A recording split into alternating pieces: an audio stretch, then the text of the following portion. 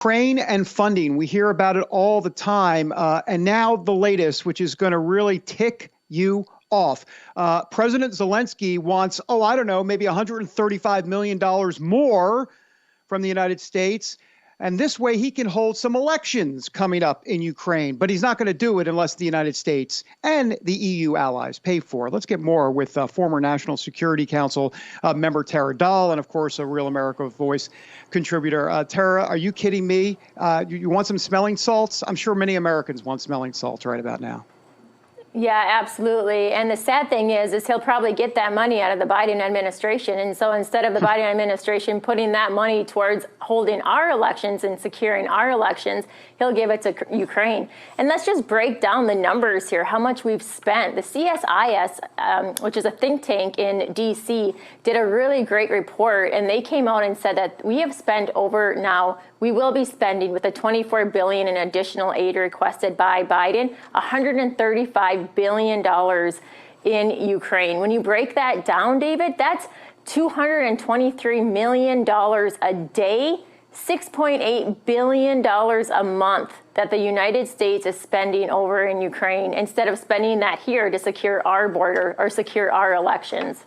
It is so sad to hear those numbers. And I know in the supplemental that they're talking about now, $24 billion is what they want for Ukraine. And I think it's $4 billion for the border. So that tells you everything you need to know about priorities. But also, what does it say about where we are in this country with politicians not listening to the electorate? Because it's not just MAGA. I mean, people are very concerned, especially conservatives and in the Republican Party, the way the Republican Party is now, about giving all of this money to Ukraine. And yet you have a Biden administration, and let's be honest, it's not just the Biden administration. It's kind of like that uniparty folks that just continue to say, we're going to thumb our nose at the American people, and especially even Republicans thumbing their nose at fellow Republicans who don't want to see this type of spending. Yeah, the majority of Americans in polling show that they do not approve of spending more money on Ukraine. And what's happening is it's just turning into this forever war. The counteroffensive isn't turning out as what they thought. And so people are just worried we can't keep up with spending $223 million a day in Ukraine when Americans are hurting here at home. Yeah, for sure. And how does this end as it relates to Ukraine? Where do you think this is going? Because Vivek Ramaswamy had talked about, saying, look, you're going to have to give Russia some land, and you're going to have to make sure that somehow Russia gets out of their military alliance with China. I mean, that's kind of his solution. Trump says he would solve it in 24 hours, which is funny, but in a way kind of true because, probably wouldn't even happen on his watch. So how does this all end? I'm concerned that this is just going to go on and on for a while, at least under the Biden administration for sure.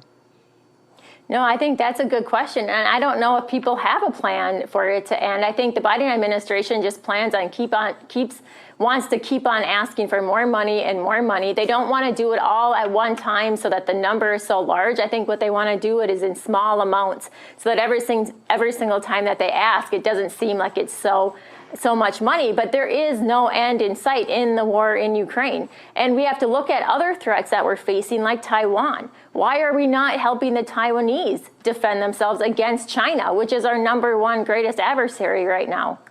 Yeah, for sure. By the way, I have less than a minute left, but speaking of money, what about money going towards the border? Where do you think that money should be best spent? Obviously, with the Biden administration, they're not going to listen to anything you or I have to say. But if we get a new administration, potentially a Trump administration, where does that money need to go? We always hear about build the wall, build the wall. That's great. But what about more lawyers down there, immigration lawyers, to make sure that cases don't get backlogged? And there's a lot of other things that can be done. Yeah, absolutely. Those are really good points. I completely agree with you. And also, it has to go, like right now, the Biden administration, they put the money towards processing the migrants instead of securing the border, keeping the migrants out, securing it and protecting the border. And that's where the money needs to go. It needs to go towards our law enforcement officers. It needs to go in towards intelligence. Finish the wall instead of selling parts of the wall. We need to finish the wall, and that's where the money needs to go.